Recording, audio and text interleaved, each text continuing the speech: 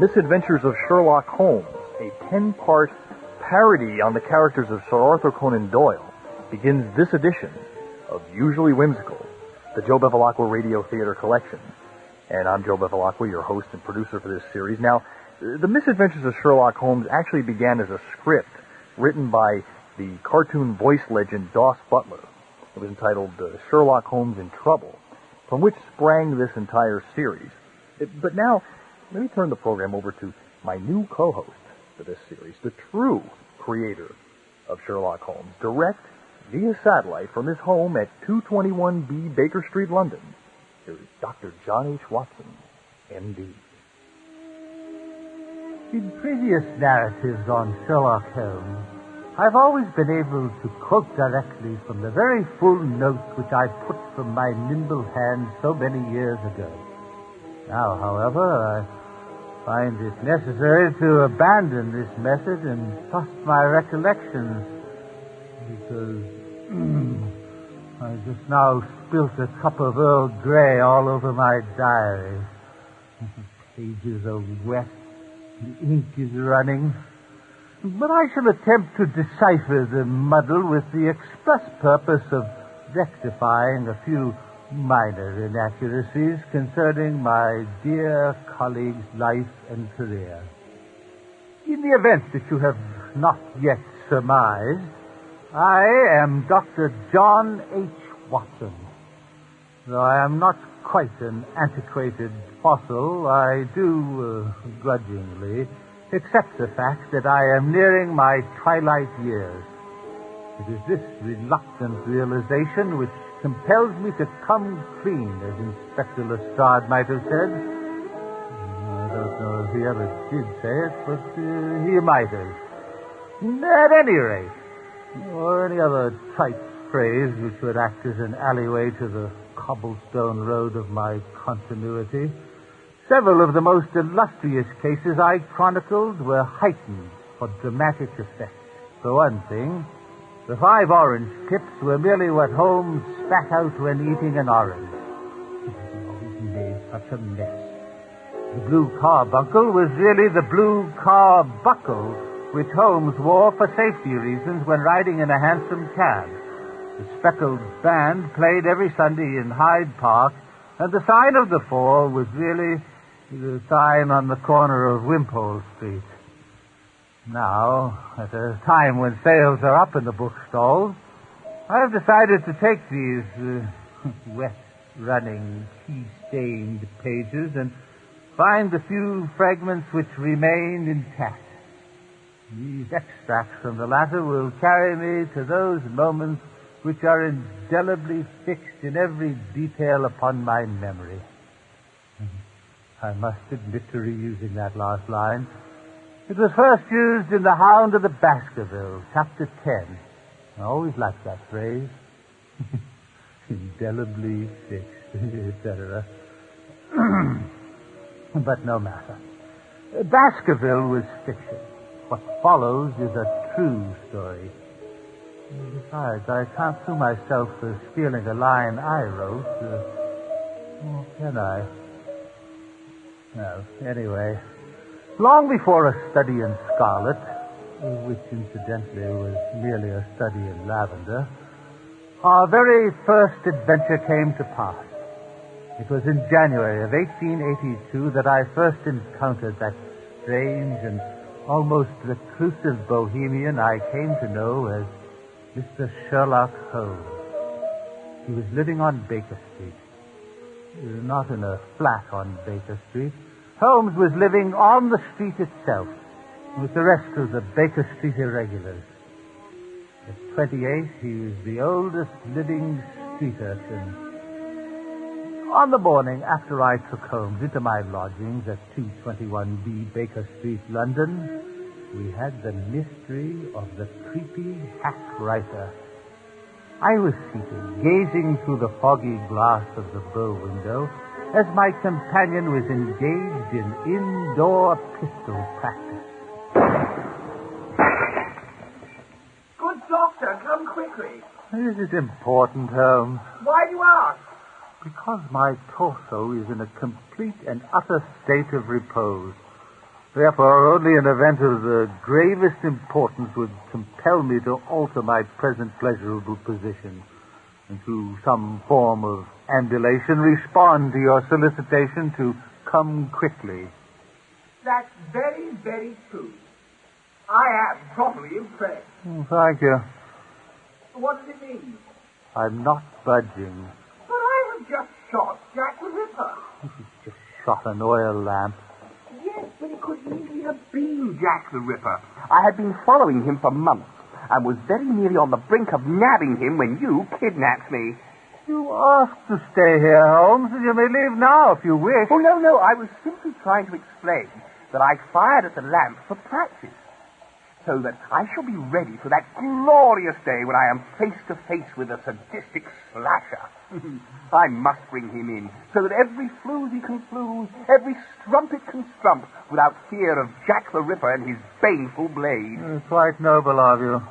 Well, thank you, Watkins. Watson. Are you sure? Quite. Well, after all, who better to know your name but you? So you were tracking Jack the Ripper when I gave you shelter, eh? Yes. And is that why you were dressed in rags and begging on Baker Street like an irregular? Partly. Partly. I'd also run out of money. What do you mean I kidnapped you, Holmes? Yes, kidnap was a rather harsh word. What I really meant to say was, it was so kind of you, Watkins. Watson. You are quite right. Very good. Watson, indeed. Well, Watson, it is kind of you to allow me to share your lodgings. Rent-free, of course. Believe me, Holmes, you're doing more for me than I could ever hope to reciprocate. I mean, simply your presence here is of the utmost value to me. Value? Morally, not monetarily. I must warn you, Watson, that I am not at all easy to live with. Your revolver practice within doors? A trifling inconvenience. I keep my cigars in the coal scuttle and my tobacco in my Persian slippers. No matter. I've been known to perform chemical experiments at odd hours of the night. Will the explosions bother you? Not in the least. I don't sleep for weeks at a time. Sure. I go into fits of deep depression. Bosh! I play my violin day and night. Nampor. And I frequently take in gentlemen callers as a sideline. Now, that's where I draw the line. I'll have none of that debauched behavior going on in my flat. You mean I had to give up being That's right. consulting detective? Oh, I thought you meant... well, never mind what I thought you meant. What is that funny glint in your eye, Watson? Is it a speck of dust? No, my dear fellow. I was just merely contemplating how jolly good it would be if you were to continue your detective practice. Oh. I could assist you as your humble friend and biographer. Friend and what? Friend and, Boswell. Yes. My humble friend and Boswell. I like that. Now, I must warn you, Holmes. I keep a bullpup. That's all right, Watson. I love dogs. No, Holmes. I mean... Watson, look out the window. What do you see? Fog. No, down in the street. A man. A rather mysterious-looking chap. No, mister, he's coming up here to see you. Well, how would you possibly know that? For one thing, he has an extremely nervous look on his face. His legs are shuffling about, his arms gesticulating. He's wearing a cypress in his right lapel, a sure sign he's in mourning over the death of a loved one. He's out of breath, meaning he ran here, possibly being chased. And because of the large scar on his left cheek, I recognize him as having followed you last night. And from all that, you concluded the man was coming to see me? No, I concluded it when he rang the front doorbell. Huh, you could still be mistaken, Watson. Highly improbable. Eliminate the improbable, and whatever is left must be the truth. I'll be sure and write that down. After all, detection is my line. That man probably isn't coming to see me at all. Of course, I could be wrong. Who is it? He's I, your lovely landlady, and the proprietress of this adorable Baker Street domicile. It's Mrs. Hudson. She owns this fire trap. Then I was right after all. Come in, Mrs. Hudson. I just thought I'd pop up up and have a bit of a glance at the new one. What did you say his name was? Sherlock Holmes, And is this himself? in the flesh. And what a strange green pallor it has, too. Hello. I believe I've seen you once before, Mr. Holmes. I can't think where. Watson here just took me in last night. Oh, now it comes to me. You're one of those Baker Street irregulars. Oh, you must be mistaken, Mrs. Hudson. You asked me for tuppence, said you wanted to buy an onion bun. I was hungry. Dr. Watson, I'll not be having you taking beggars off the street. Oh, 'twas a sorry day when first I laid eyes on those foul little creatures, the Baker Street irregulars. If they're so irregular, how is it they're always underfoot? Why, a body can't walk 2¼ paces without running into one of those scurrile types. You'll never see the likes of them in Ireland. No, the good St. Patrick drove them out centuries ago. I think they all came to London. That explains a lot.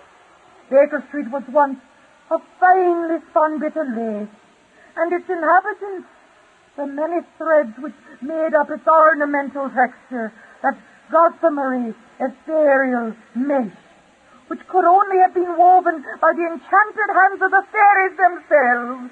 I would like an onion bun right now. And now, not only has this delicate lace been infested by hunks of hemp, but there's a hunk of it living in this very flat.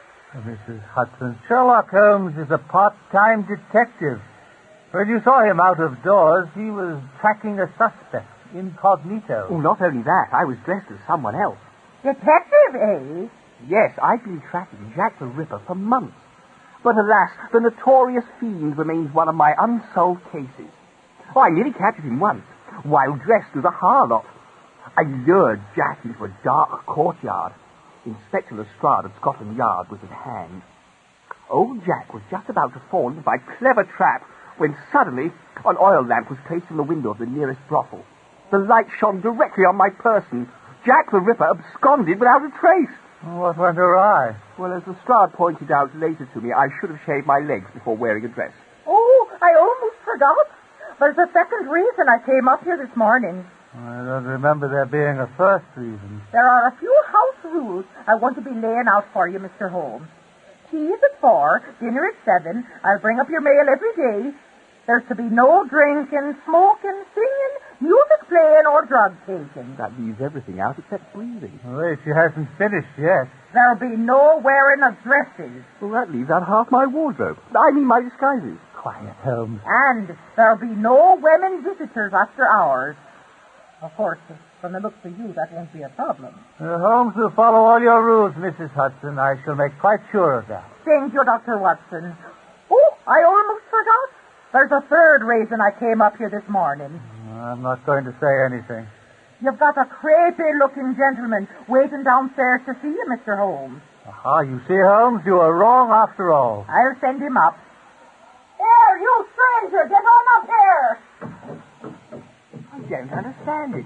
I could have sworn I was right. Which one of you strange bedfellows is Mr. Holmes? Here I am. Mr. Holmes, Oh, I almost forgot. I have a cat downstairs, so there'll be no dogs allowed. Naturally. Good day, Dr. Watson.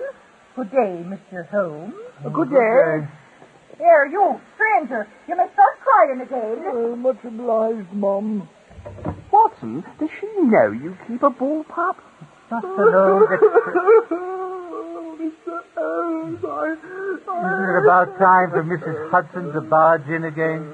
How can you be so cold? Well, it is the middle of January. This man has come to us in pain. As a doctor, I would think that you would want to minister to his every need. You'd think that, eh? Actually, I think I already thought that. How may we be of service to you? My name is Fitzroy McFarlane. It's a terrible thing what happened to me, it is. Take bloody fair! Take bloody fair, I tell you! Yes. Sit down. Collect yourself, Mr. McFarlane, and tell us all about it. All about what? Why, this cataclysmic catastrophe, of course. Take bloody fair, I tell you! Oh, I believe you've already said that. just trying to win you over with pity. You've succeeded. Now, if you will kindly detail the facts of your case, Mr. Sherlock Holmes, the world's greatest detective, may be able to assist you. My wife has been murdered. When was this? Yesterday, about 3 o'clock. And you waited until today to come to Holmes for help? Well, I did follow him here last night. I was going to come up, but by then it was 7:30. What happened at 7:30? I had to go home and feed my dog. But your wife was murdered. Couldn't the dog have waited? Oh, you don't know my dog. He's got a real mean streak, he has. I don't get his pins in properly at 7:30. He locks the front door, won't let me in. I've to sleep in a doggy house. Watson here knows all about dogs. He keeps a bull pup. Of course, I haven't actually seen it. I believe he keeps it locked in his bedchambers. House rules, you know. Do you know how your wife was murdered, Mr. McFarlane? No, do you? I mean, are there any clues you can present to us which may lead us to the culprit? Well, me and my wife, Sarah, was having a bit of a stroll through St. John's Wood, heading for Regent's Park to have a little look at the pretty birdies, you know. All of a sudden, like, a huge canary swoops down at us and lands a bird dropping right smack on my wife's head. In 10 seconds, she was dead. Aha! Wilson, the notorious canary trainer, strikes again. You know the bloke what done in my Sarah? Yes! And, unfortunately, I feel partly to blame. You see, I've been meaning to get around to capturing Wilson. He trains his canaries to drop poisonous birds, well, you know, on unsuspecting women. Mother fixation, I think Freud calls it.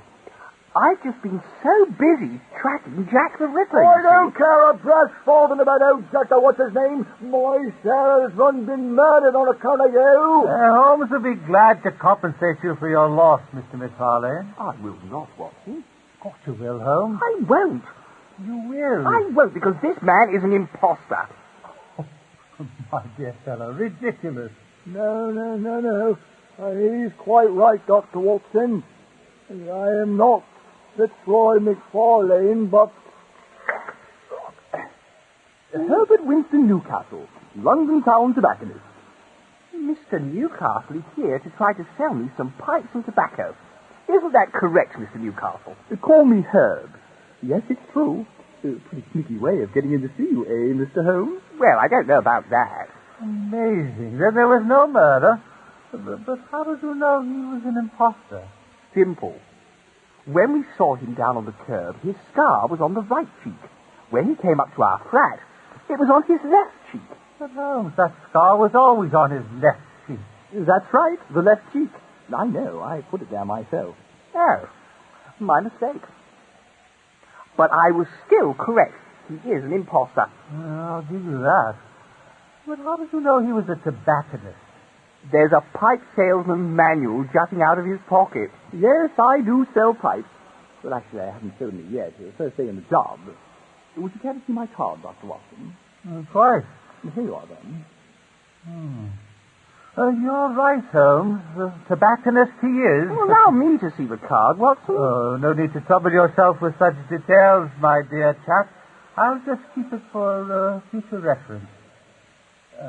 Did I hear you say earlier that you craved an onion bun? Oh, yes, but There's a wonderfully quaint little bun boutique at Charing Cross Station. Why don't you go there now? But I would really rather like to talk to Mr. Newcastle about his pipes. Call me Herb. However, I really must be going. But you just arrived. You haven't sold me anything yet. Well, I just remembered I have to go feed my mongoose. He's got a real mean streak. Goodbye. Goodbye, Mr. Newcastle.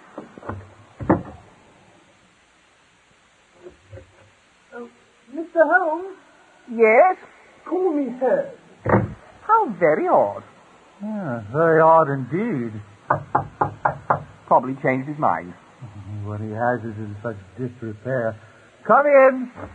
I brought up your mail, Dr. Watson. Oh, thank you, Mrs. Hudson. Any mail for me? It just moved in last night. Then there isn't any mail for me? It just moved in last night. No one knows you live here. true, but then Mr. Newcastle knew I lived here. And he followed you here. True. But how did he know that I was Sherlock Holmes? Well, you told him so yourself. Oh, of course. But how did he know you were Dr. Watson? He couldn't have known. But he did. He called you Dr. Watson twice. How mysterious. I'll tell you what I'm thinking is mysterious. A different man left this flat from the one who entered. Explain that. This was the same man, Mrs. Hudson. He came in disguise. Holmes uncovered his ruse quite adventitiously. Not only that, it was purely by accident. Holmes, you are redundant. It's a gift. Now, as to the mystery of how that man knew your name. Well, I'll be letting you two gentlemen bang your heads together. Good day.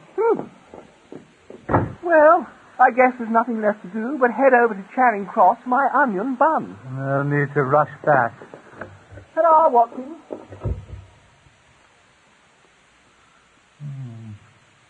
The Non-Adventures of Sherlock Holmes. No. Unadventures of Sherlock Holmes.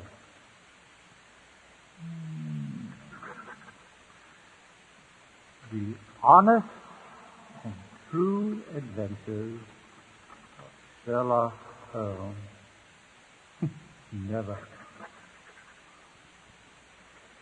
Sherlock Holmes, the complete memoirs of a non-entity. The Adventures of Dr. Watson. I like that one. Yes, just a second. It's like living in Charing Cross Station. Oh, it's you again. Come right in. Thank you, Dr. Watson. Do have a seat, please. As you saw on my card, I am not Fitzroy McFarlane, nor am I Herbert Winston Newcastle. I was not here to see Sherlock Holmes. I was here to see you. Another disguise? Continue, please. I've been a lot of things in my life, Dr. Watson. Three of them were just this morning. I was a doctor myself in India. Strangely enough, I served as a medical physician in the Second Afghan War. I was forced to leave, though. I received a severe leg wound. Or was it an arm wound? I was also a writer like yourself.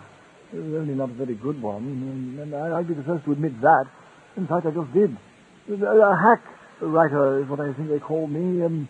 Well, I've made a fair living in the past, but recently the only writing I've done was for the fly leaf of my old boys' school annual. Oh, I see. So that is why I'm answering the advertisement you placed in the Strand magazine. You'd like to act as my literary agent? Yes, being a former writer myself, I do have all the right contacts.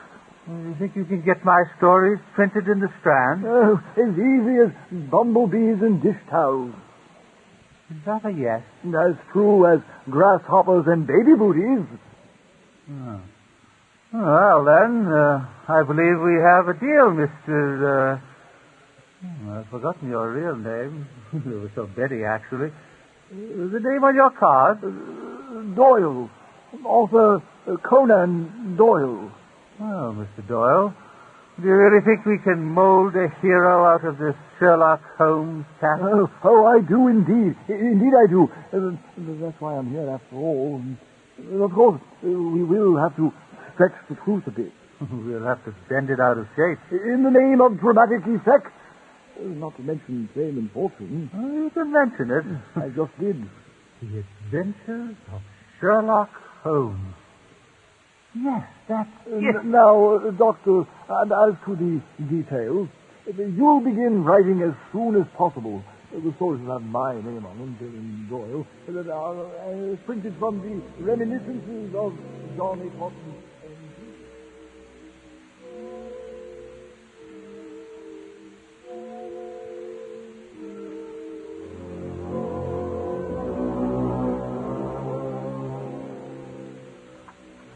In the year of 1878, I took my degree of Doctor of Medicine at the University of London and proceeded to Netley to take up...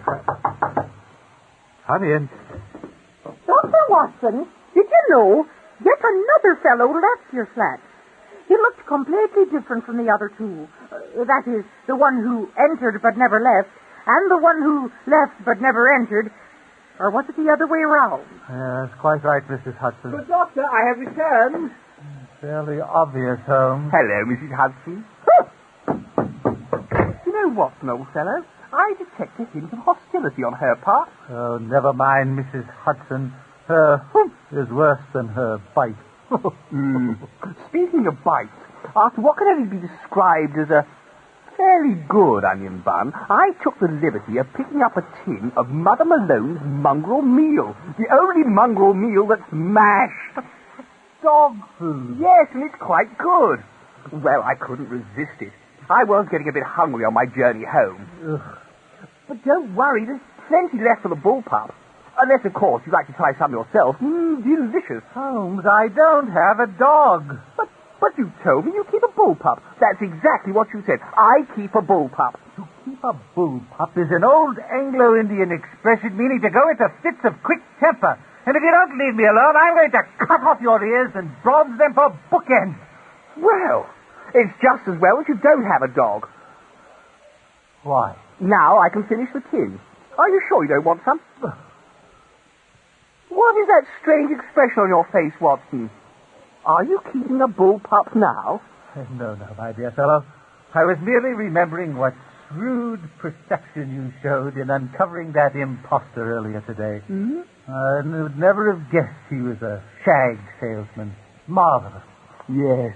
My powers of observation amaze even me sometimes. I think I'm going to increase my load of cases, Watson. I think the time has come, the walrus said, to share my rare gift with the masses. I think I shall, from this day forward, devote my life to righting wrongs and avenging injustices. I think I shall become the greatest living crime fighter the world has ever known. I think I'm going to vomit. The most remarkable man I have ever met. I think I have an exceptionally strong finger. I am 6 feet high. I think I shall play my violin. I think my violin's broken. I think I'll take some morphine. And so the mystery of the creepy hack writer comes to a curious close.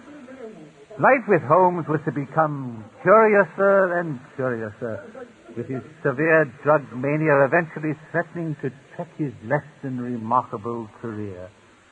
But that's another story, one which I will present to you, my faithful readers, in full detail in a future enthralling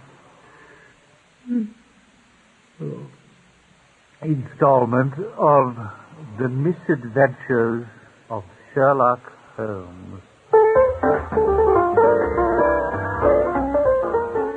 Thank you, Dr. Watson. Joining me in the cast were Henry J. Quinn as Dr. Watson, Jan Meredith played Mrs. Hudson, and Sherlock Holmes was Vernon Morris. See you next time.